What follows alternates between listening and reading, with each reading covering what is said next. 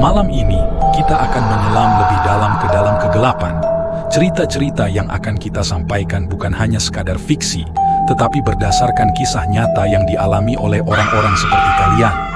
Bersiaplah untuk merasakan teror yang mungkin belum pernah kalian rasakan sebelumnya. Dalam setiap cerita, kita akan bertemu dengan sosok-sosok yang tak kasat mata, mendengar suara-suara dari dunia lain, dan mengalami kejadian-kejadian yang sulit dijelaskan dengan logika. Jika kalian berani, jangan lupa untuk menyukai video ini, berlangganan channel kami, dan tekan tombol lonceng agar kalian tidak ketinggalan cerita horor terbaru kami.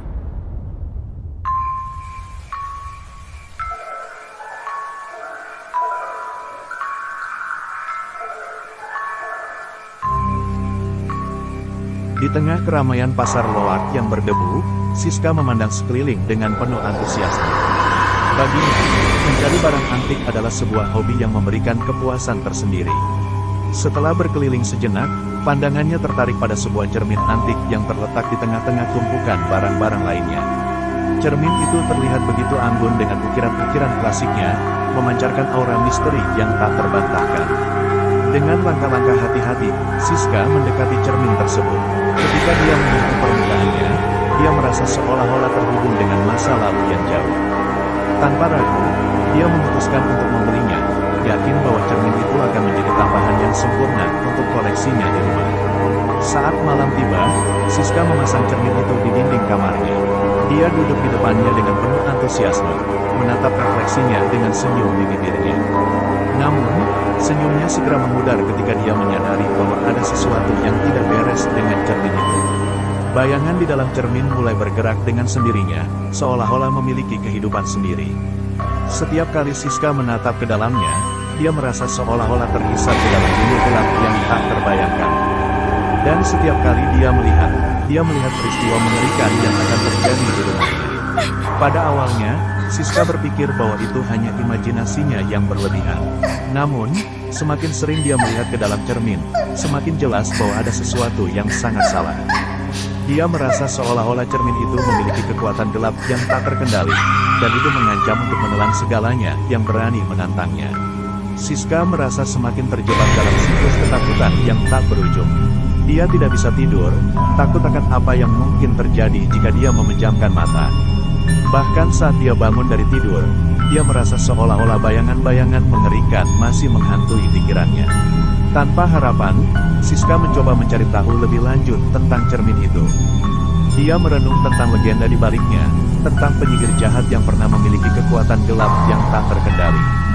Tetapi, bahkan dengan pengetahuannya, dia tidak tahu harus berbuat apa. Malam demi malam berlalu, dan Siska semakin terjebak dalam siklus ketakutan yang tak berujung. Dia merasa seolah-olah kekuatan gelap itu mengisap energi dan keberanian dari dirinya, meninggalkannya lemah dan rentan. Pada suatu malam yang gelap, ketika angin bertiup keras di luar, Siska memutuskan bahwa dia telah cukup. Dia tidak bisa lagi membiarkan cermin itu mengendalikan hidupnya. Dengan tekad yang kuat, dia memutuskan untuk menghadapi kegelapan itu sekali dan untuk semua. Dia duduk di depan cermin itu, matanya bersinar dengan tekad yang baru ditemukan. Dia menatap ke dalamnya dengan tegas, menolak untuk membiarkan ketakutan merajalela di dalam dirinya. Dia tahu bahwa dia harus menemukan keberanian di dalam dirinya sendiri jika dia ingin mengalahkan kegelapan yang mengancamnya. Saat dia menatap ke dalam cermin, bayangan mengerikan itu muncul sekali lagi. Tetapi kali ini, Siska tidak gentar. Dia memusatkan pikirannya, mencari kekuatan di dalam dirinya sendiri. Dan pada saat itu, dia menyadari bahwa keberanian yang dia butuhkan sudah ada di dalam dirinya sejak awal. Dengan tekad yang kuat, Siska memutuskan untuk menghadapi kegelapan itu langsung. Dia memejamkan mata dan merasakan keberanian mengalir melalui dirinya. Ketika dia membuka mata, dia merasa kuat, siap menghadapi apapun yang mungkin datang. Siska mulai berbicara dengan suara yang mantap, memanggil keberanian dan kekuatan di dalam dirinya sendiri. Dia menantang kegelapan yang mengancamnya, menolak untuk lagi menjadi korban dari kutukan yang mengerikan itu. Ketika dia mengucapkan kata-kata terakhirnya, Siska merasa seolah-olah sebuah beban besar telah diangkat dari pundaknya. Dia merasa ringan, seolah-olah dia telah menemukan kekuatan yang baru ditemukannya sendiri. Dan pada akhirnya, keberanian dan tekadnya membuahkan hasil.